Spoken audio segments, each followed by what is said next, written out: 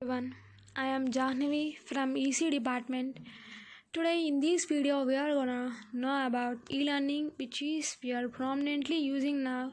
The letter E in e-learning stands for the word electronic, so it is stated as electronic learning.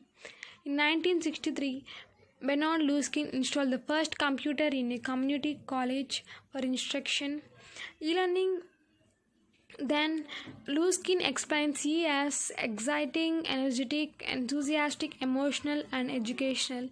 E-learning is a storehouse of education, information, and communication and performance management. Here we can see some definitions of e-learning. Now let us discuss some features of e-learning. E-learning is dynamic. Today in the era of globalization, it helps in availing the online experts best sources and quick approaches in a single mouse click. E-learning is individual centered across the learner and personalized to the individual.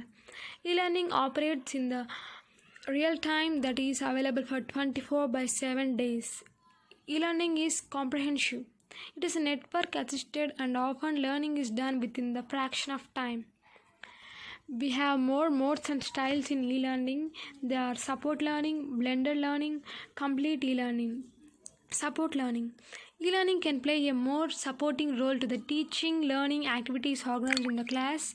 As a result, a teacher may make it use for his better teaching and a learner for his needed learning. They may use internet, web services for their teaching and learning to enhance their classroom activities. Blended learning. It is a mode attempts are made for making use of combination and traditional and e-learning practices. The programs and activities are so planned and executed as to present a happy combination of both the traditional classroom teaching practices and e-learning based instructions. Thus, one can recap the benefits of both the practices of traditional and e-learning.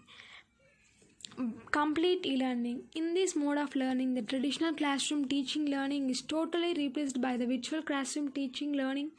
There is no existence of classroom, schools, and teaching learning environment as happens in the traditional setup of school education. The learners are free to take the learning task independently on their own. Now, let us know the types of e-learning. They are synchronous and asynchronous. Asynchronous communication style. In this style, the course information or learning experiences are passed to the learners through email, discussion forum, and web login, etc. As a result, the teacher and learners do not interact simultaneously. It is the fact that the trainer prepares courseware material before the course takes place. The learner is free to decide when he wants to study and where he wants to study the courseware. Examples include self-paced courses, takes via internet, and videotaped classes, recorded audio tapes. Synchronous communication style. Here the communication between the teacher and students directly occurs in an online chat room or through live video audio conferencing. It allows them properly together at a specified time for communicating with each other, recording the course material. As a result, a teacher can provide valuable information or share or the other learning experience with his students.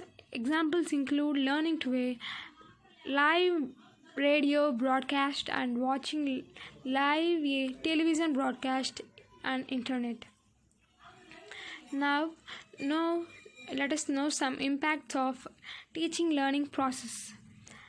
Improves efficiency both in learning and teaching, increases motivation, deepens understanding, promotes collaborates learning, gives new approach to learning and working, provides new ways of interacting, and increases social skills.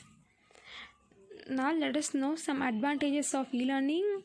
E-learning reduces the overall cost and learning time reduced and increases the retention, and it also In this, we can also expect more knowledge on self-pacing, and we can gain some confidence, and the transportation cost will be reduced and time will be saved, and we can reduce the environmental impact.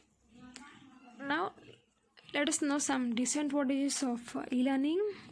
It requires more knowledge and skills, and you can say some lack of equipment, and we can feel some isolation feeling in this e-learning process, and lack of provision for teaching training program, and lack of co-curricular activities and technical debt.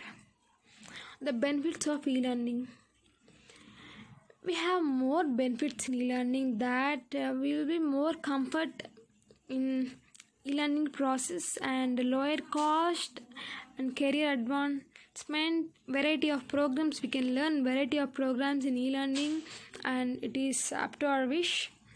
Self-paced learning means that the students can start completing the targets of any time, and they can arrange a learning schedule that means their individual needs.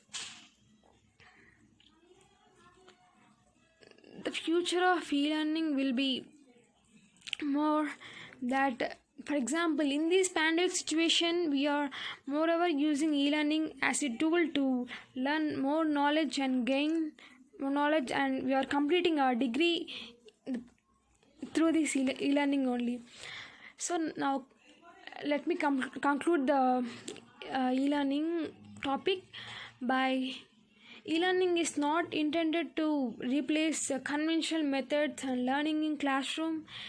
It aims to create an learning environment where technology is used to deliver a combined range of teaching and learning technique aimed at maximizing the individual participation and achieving the goals in the learning and teaching process as a greener world. I hope you all are aware of e-learning now. Thanks for watching the video. Stay safe, stay home.